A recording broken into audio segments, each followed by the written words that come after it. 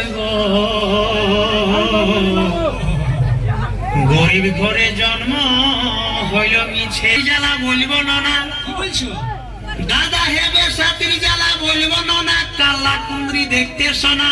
আচ্ছা, শাক পালা খাতে দিন যাচ্ছে,